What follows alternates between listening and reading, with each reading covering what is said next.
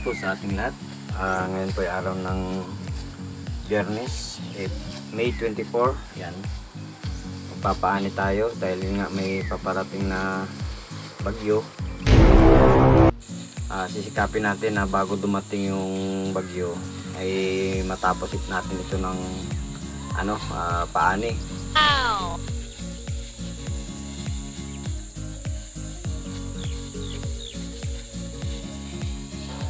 Ayan o, tingnan nyo naman yung mga nag-aani ko. Yan, mabibilis yan.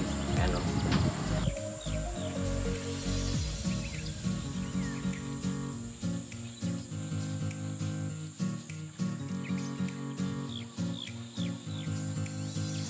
Ayan, tingnan nyo naman itong isa. Patayo-tayo. Akala siguro niya wala na ako.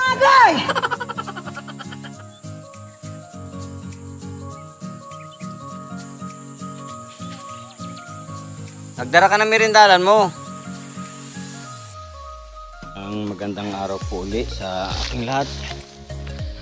Kahapon May 24 ay nagpagapas nga po tayo.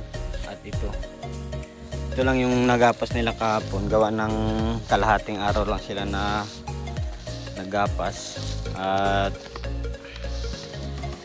bigla namang umulan. Oh my God! Paparating na bagyo. Itong bagyong si Agon. Ayan po.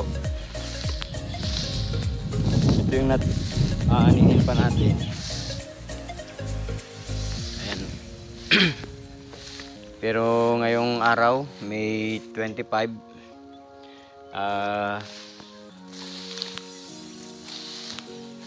pagpapatuloy sana natin yung ating pero hindi na nga po natuloy at gawa ng may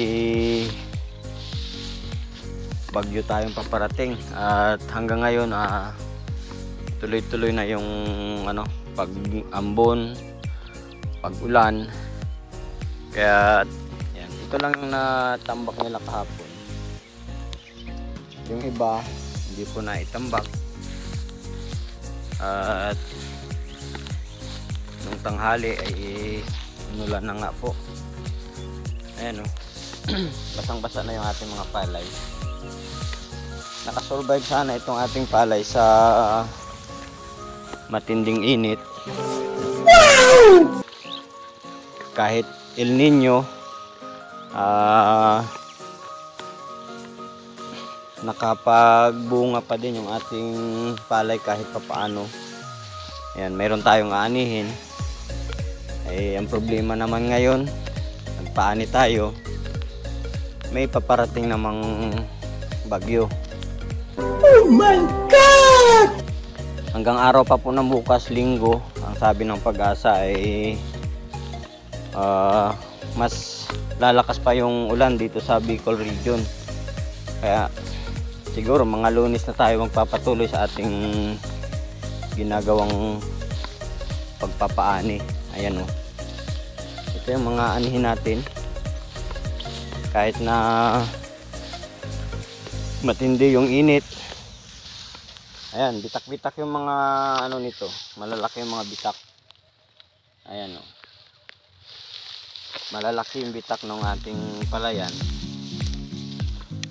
Pero kahit paano nakasurvive sila. Ito yung ating mga palay. Yung iba medyo green pa, pero pag papaano natin at papasok na naman tayo sa June, tag-ulan na naman po. Sinikap sana natin na maipagapas kahapon, kaso nga lang yung pagdating naman ng tanghali bumuhos na yung malakas na ulan, kaya hindi na ipagpatuloy pa natin yung ating pagpapagapas. Ayan, tingnan nyo yung mga bitak.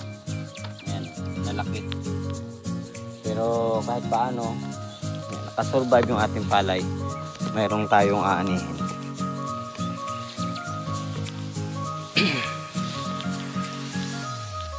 Ayan, pagpapatuloy na lang po natin yung ating pagpagapas sa pagka lumagpas na itong si Bagyong Agon. Agon. Yan po. Update na lang tayo ulit. Maraming salamat po sa panonood at sa patuloy na pagsuporta sa maliit kong channel, Ariel's Everyday. Ayan po. Thank you po for watching. Like and share po. Maraming salamat. God bless po sa ating lahat.